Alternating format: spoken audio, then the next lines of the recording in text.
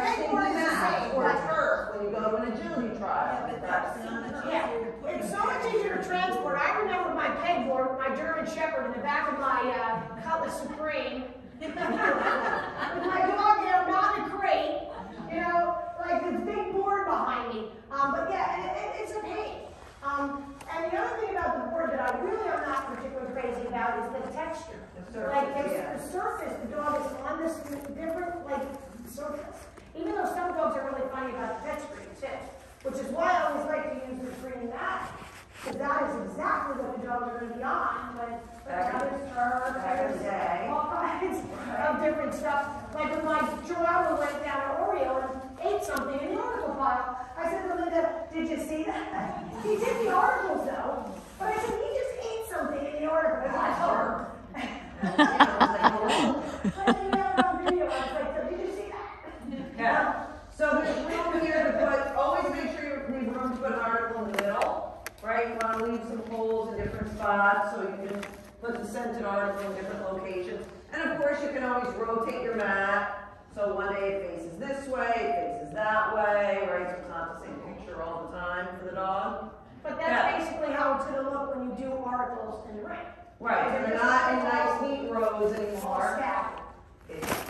Every once in a while you get a store to put them out that way. Yeah, there's some judges that work. I even once long ago was at a show down south, and the judge drew a circle on that, and it was like a little choo-choo train. And he put the little articles right around the circle, and I think one was inside and one was outside. Oh, interesting. Yeah, I have no recollection of that. It was very happy. Yeah. Okay, so when you're on the screen, you're going to add these things, not all at once. Get your list out. And not in any particular order. In case you have a question. Okay, Get your list out. the flexing, right? Because when you first put the dog on the flexing, they might get a little grabby because they're going to just feel more connected to you and feel a little bit more pressure to get back to you. So we wait to do that until they're on the screen so that they feel that pressure, they can't make a mistake.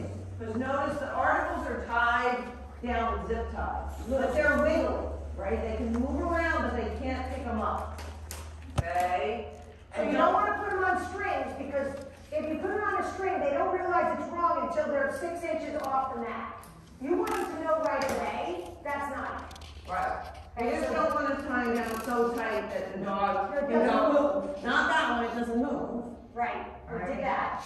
Okay. We learned our lesson. All right, you're going to add distance.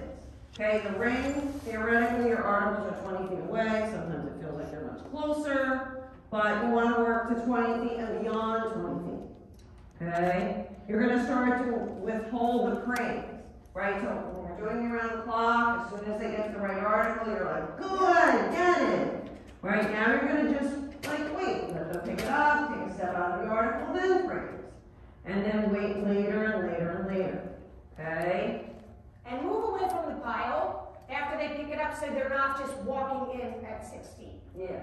So after they get it, then move away. Back up if you're Yeah, so the dog doesn't just walk out. Yeah, because you're adding distance in. Right.